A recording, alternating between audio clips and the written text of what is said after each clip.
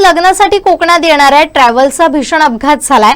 Travels पलटी झाल्यानं यात 5 जणांना आपला जीव गमवावा लागलाय। माणगाव पोलीस स्टेशन हद्दीतील ताम्हिणी घाटात हा अपघात घडलाय। जाधव कुटुंबीय लोहगाव पुणे येथून बिरवाडी महाड इथं लग्न समारंभात येत होते।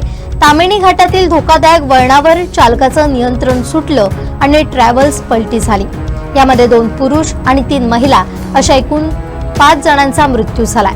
संगीता धनंजय जाधव, गौरव अशोक दराडे, शिल्पा प्रदीप पवार, वंदना जाधव आणि अनोळखी पुरुष त्याचं नाव अजून निश्चित नाहीये, तर 27 लोकांना बाहेर काढून माणगाव ग्रामीण रुग्णालयात पाठवण्यात आलंय। बचाव पथक आणि पोलीस घटनास्थळी काम करतायत, अशी माहिती रायगडचे पोलीस अधीक्षक सोमनाथ घरगे यांनी दिली आहे। आमचे दिवसभरातले सर्व अपडेट्स, ताज्या घडामोडी आणि थेट लाईव्ह पाहण्यासाठी सबस्क्राइब करा, लाईक करा कोकणचं नंबर 1 महा चॅनल कोकण 7 लाईव्हचं YouTube चॅनल।